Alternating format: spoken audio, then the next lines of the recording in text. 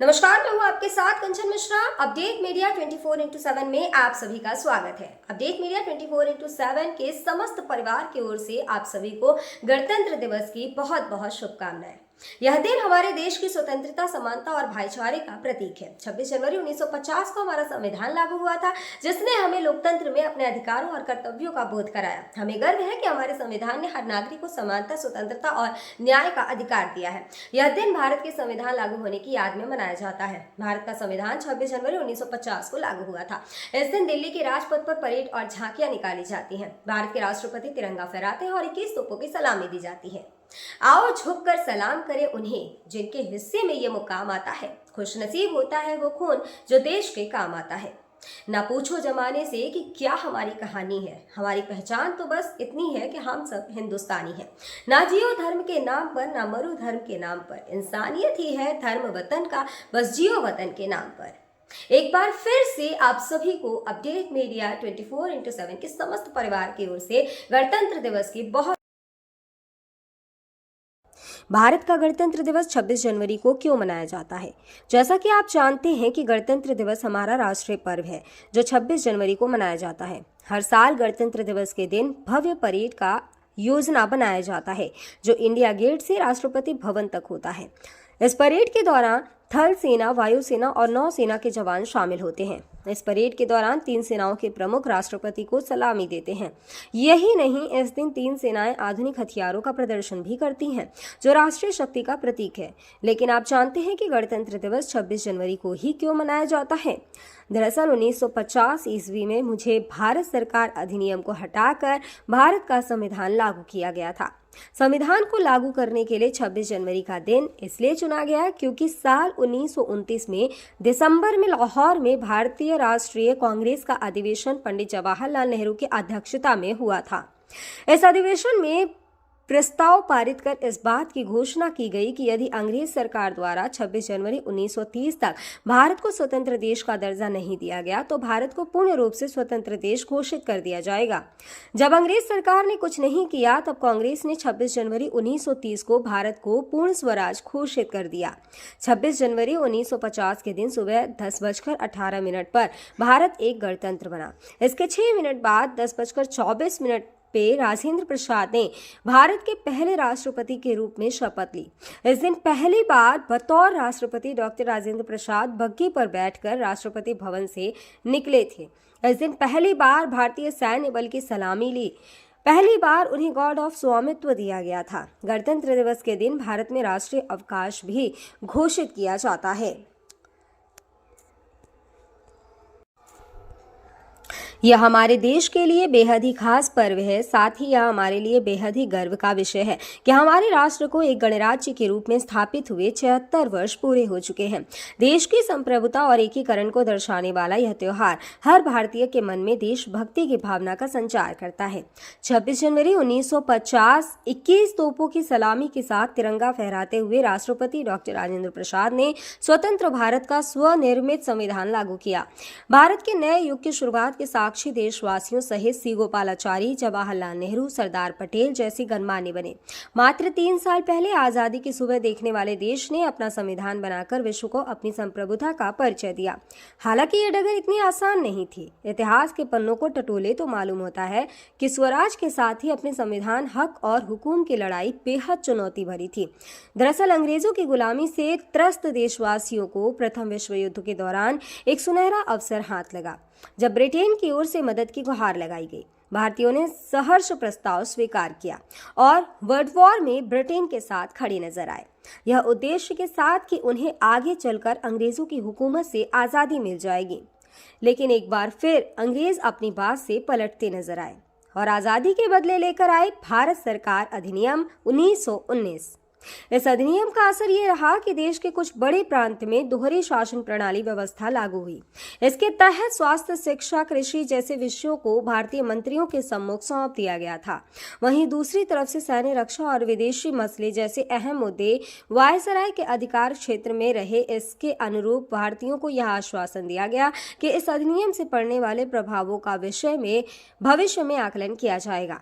अंग्रेजों के इसी कदम ने जमीन तैयार की साइमन कमीशन की। जो साल 1928 में भारत की धरती पर दाखिल हुआ। साइमन कमीशन ने बड़े ही नाटकीय अंदाज में संवैधानिक सुधारों की समीक्षा कर अपनी रिपोर्ट तैयार की। लेकिन अब समय बदल गया है। अब देशवासी अंग्रेजों के बहकावे में नहीं आने वाले थे, क्योंकि स्वराज के साथ साथ अपने संविधान की मांग भी धीरे धीरे देशवासियों के मन में परवान चढ़ने लगी थी। साइमन कमीशन रिपोर्ट के बाद देश भर में जमकर आंदोलन हुए। इसे शांत करने के लिए ब्रिटिश सरकार ने राउंड टेबल कॉन्फ्रेंस का आयोजन किया। हालांकि देश के सभी वर्ग के नेता इसमें शामिल नहीं थे, इसलिए ये एक असफल प्रयास सिद्ध हुआ। लेकिन जहां एक तरफ ब्रिटिश हुकूमत भारतीयों के इरादों को एक बार फिर भुलाने के जद्दोजहद में लगी थी, तो वहीं दूसरी तरफ देश के वीर सपूतों ने अपने संविधान का खाका तैयार भी कर लिया था। साल 1928 में मोतीलाल नेहरू सहित 8 कांग्रेस नेताओं ने एक संविधान का मसूदा तैयार किया, जिसकी नींव 1921 में भारतीय राष्ट्रीय कांग्रेस के कराची अधिवेशन में तय की गई थी। इस तरह स्वतंत्र भारत के संविधान की रूपरेखा सजने लगी थी। समय का पहिया आगे बढ़ता गया। फिर आया गवर्नमेंट ऑफ इंडिया एक्ट 1935, जिसे हमारे संविधान का संरचनात्मक आधार कहा जाता है। दूसरे शब्दों में कहें तो यह एक फाउंडेशन बन गया, जिसके ऊपर मौजूदा संविधान की भव्य इमारत खड़ी हो गई। एक्ट 1935 भारत के लिए आज़ादी की सुगबुगाहट के साथ आया, लेकिन आज़ादी की आहट के साथ मुस्लिम लीग और कांग्रेस के बीच मतभेदों की खाई गहरी होती जा रही थी। दोनों के बीच तल्खियां इतनी बढ़ चुकी थी कि बुनियादी मुद्दों पर भी समझौते की गूंज तक नहीं रही थी। हालांकि इन सभी विवादों से आगे बढ़ते हुए भारतीय नेता अपने लक्ष्य की ओर बढ़ रहे थे। दूसरे विश्व युद्ध के दौरान 1945 में सभी पार्टियों की सहमति से संविधान का प्रारूप तैयार कर लिया गया था, जिसे सार्वभौमिक वयस्क फ्रेंचाइजी स्वतंत्रता और समानता के साथ अल्पसंख्यकों के अधिकारों की रक्षा का विशेष ध्यान रखा गया था। इसके साथ ही भारत छोड़ो आंदोलन और आजाद हिंद फौज की निर्भीकता ने अंग्रेजों ने भारत में अनंत काल तक राज करने का सपना चूर चूर कर दिया था। जैसे जैसे भारतीय राष्ट्रीय आंदोलन जोर पकड़ता गया, ब्रिटिश हुकूमत पर संविधान निर्माण के लिए संविधान सभा के गठन का दबाव भी बढ़ता गया। इस गहमा गहमी के बीच आखिरकार 9 दिसंबर 1946 में नई दिल्ली के संवैधानिक हॉल में संविधान सभा की पहली बैठक हुई, जिसमें महात्मा गांधी को छोड़कर उस वक्त के राष्ट्रीय आंदोलन से जुड़ी करीब हर बड़ी शख्सियत शामिल थी, जिसका मुस्लिम लीग ने भारत को 2 हिस्सों में बांटे नए मुल्क पाकिस्तान की मांग को लेकर बैठक का बहिष्कार किया। लिहाजा पहली बैठक में कुल 207 सदस्यों ने हिस्सा लिया, जहां सभा के सबसे वरिष्ठ सदस्य डॉक्टर सच्चिदानंद सिन्हा को सभा का अस्थायी सदस्य चुना गया। हालांकि 2 दिन बाद 11 दिसंबर को डॉक्टर राजेंद्र प्रसाद सभा के अध्यक्ष निर्वाचित हुए और डॉक्टर एच.सी. मुखर्जी और वी.टी. कृष्णमाचारी को सभा का उपाध्यक्ष बनाया गया। इसी कड़ी में आया सुनहरा दिन 15 अगस्त 1947 का, जब गुलामी की बेड़ियों को तोड़ भारत ने आज़ादी की नई सुबह देखी। देशवासियों में जोश भरते हुए आज़ाद भारत के प्रथम प्रधानमंत्री जवाहरलाल नेहरू ने बुलंद आवाज में देश को संबोधित किया। इतिहास के पन्नों में यह भाषण ट्रस्ट विद डेस्टिनी नाम से दर्ज हुआ। इसके साथ ही तेज हुई संविधान निर्माण की प्रक्रिया। आज़ादी के बाद चुनौतियों में इजाफा हुआ। संविधान पर सामग्री की कमी थी, लेकिन उसका सही चयन और उचित व्याख्या का काम बहुत जटिल था। बी.एन. राव द्वारा तैयार किए गए संविधान के प्रारूप पर विचार विमर्श करने के लिए संविधान सभा 29 अगस्त 1947 को एक संकल्प पारित करके प्रारूप समिति का गठन किया। इसके अध्यक्ष के रूप में डॉक्टर भीमराव अंबेडकर को चुना गया। इस समिति में अंबेडकर के अलावा 6 और सदस्य थे। संविधान निर्माण के दौरान कई अहम फैसले लिए गए, जिसके राष्ट्रमंडल के समूह में भारत की सदस्यता, राष्ट्रध्वज का चयन, साथ ही राष्ट्रगान और राष्ट्रनीति का चुनाव शामिल था। यहाँ दिलचस्प बात यह है कि संविधान में सबसे पहले नंबर पर आने वाली उद्देशिका सबसे अंत में पारित हुई। संविधान अगर राजनीतिक असंवैधानिक दस्तावेज है, तो पीएमएल एक ग्रंथ को दार्शनिक नजरिया प्रदान करती है। डॉक्टर भीमराव अंबेडकर की अगुवाई में संविधान निर्माताओं ने 60 देशों के संविधानों का अध्ययन किया। 4 नवंबर 1948 को संविधान का अंतिम प्रारूप पेश किया। संविधान तैयार करने के बाद मुश्किल खड़ी हुई कि इसे सुंदर अक्षरों में पिरोकर कैसे संजोया जाए। इस उधेड़-बुन के बीच प्रेम बिहारी नारायण रायजादा का नाम सामने आया, जो कि अपने दौर के सबसे विख्यात कैलीग्राफर थे।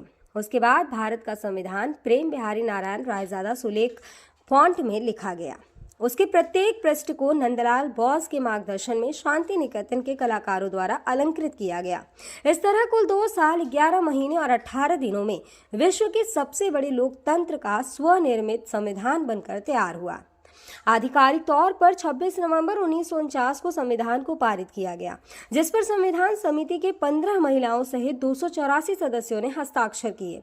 वहीं संविधान लागू करने के लिए 26 नवंबर को चुना गया, क्योंकि 26 जनवरी 1930 को भारतीय कांग्रेस के लाहौर अधिवेशन में पूर्ण स्वराज का प्रस्ताव रखा गया था। इतिहास में इसे प्रथम स्वतंत्रता दिवस के रूप में भी जाना जाता है।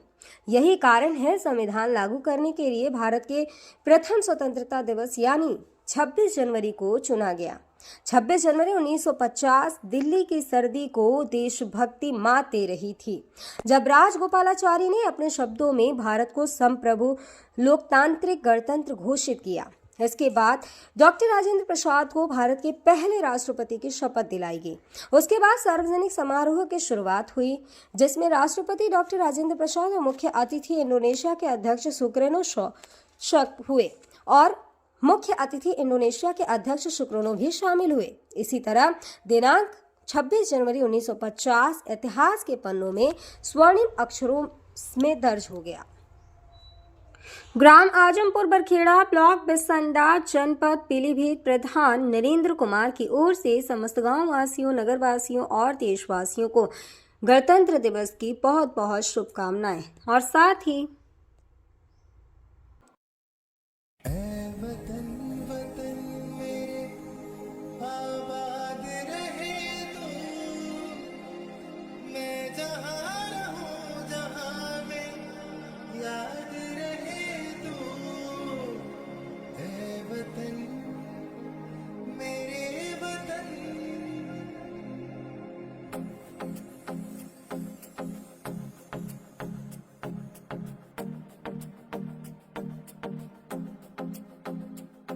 मेरा रंग दे,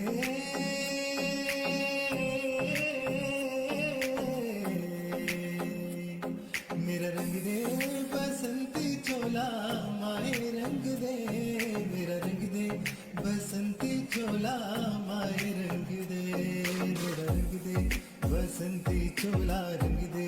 भारत में एक और बीमारी ने दस्तक दे दी है। ये बीमारी है HMPV। चीन के बाद अब भारत में भी HMPV ने दस्तक दे दी है। भारत में HMPV के 2 केसेस मिले हैं, जिसके बाद लोगों के मन में डर और सवाल पैदा हो गए हैं। सवाल ये कि HMPV वायरस क्या है, HMPV वायरस के लक्षण क्या है, HMPV वायरस से कैसे करें बचाव और क्या HMPV कोई नया वायरस है। अगर आपके मन में भी ये सवाल है तो यहाँ आपको हर सवाल के जवाब मिल जाएंगे। चीन में ह्यूमन मेटान्यूमो वायरस की वजह से वायरल बुखार श्वसन संक्रमण के बड़े मामले सामने आ रहे हैं। कर्नाटक में 2 मामले सामने आए हैं, जिनमें बेंगलुरु में भी 8 महीने की बच्ची में इस वायरस के संक्रमण का मामला सामने आया है। अब सवाल ये है कि आखिर HMPV क्या है। HMPV यानी ह्यूमन मेटान्यूमो वायरस एक श्वसन वायरस है जो फ्लू जैसे लक्षण पैदा करता है। अब निचले और ऊपरी श्वसन संक्रमण जैसे सर्दी का कारण बनता है। यह एक मौसमी बीमारी है जो आमतौर पर सर्दियों और शुरुआती वसंत में होती है, जो RSV यानी रेस्पिरेटरी सिंसिटियल वायरस और फ्लू के समान होते हैं। इससे बचाव के लिए HMPV आमतौर पर बच्चों में ही डिटेक्ट होता है। सभी फ्लू सैंपल में से 0.7 फेज में HMPV होते हैं। इसके लक्षण है कि HMPV वायरस को ह्यूमन मेटान्यूमो वायरस या ह्यूमो वायरस कहते हैं, जिसके लक्षण काफ़ी हद तक सामान्य सर्दी जुकाम के समान होते हैं। सामान्य मामलों में यह खांसी या गले में घरघराहट, नाक बहने या गले में खराश का कारण बनता है। छोटे बच्चों या बुजुर्गों में HMPV का संक्रमण गंभीर हो सकता है। कमज़ोर ह्यूमन सिस्टम वाले लोगों में भी ये वायरस गंभीर बीमारी का कारण बन सकता है। कहा जा रहा है कि इस वायरस से संक्रमित मरीजों में सांस लेने में दिक्कत और फ्लू जैसे लक्षण दिखाई दे रहे हैं। इसके इलाज के लिए ज़रूरी है कि इसमें सबसे ज़रूरी होता है कि अगर आपको HMPV के होने का संदेह होता है या इस तरह के कोई लक्षण आपको नज़र आते हैं तो बिना डॉक्टर के सलाह के कोई भी एंटीवायरल दवाओं का इस्तेमाल ना करें। सांस की बीमारी से जुड़े एक्सपर्ट ने लोगों को मानव मेटान्यूमो वायरस से लड़ने के लिए एंटीवायरल दवाओं का आंख बंद कर उपयोग न करने की सलाह दी है। ऐसे में सावधानी बरतें और बिना डॉक्टर के सलाह के कोई भी दवा न लें। फिलहाल इसका कोई टीका अब तक नहीं है। इसके लक्षण जैसा हम पहले ही बता चुके हैं कि सर्दी जुकाम होते हैं। 2023 में England, Britain, Finland, Australia, Canada, America और चीन में HMPV का पता चला था।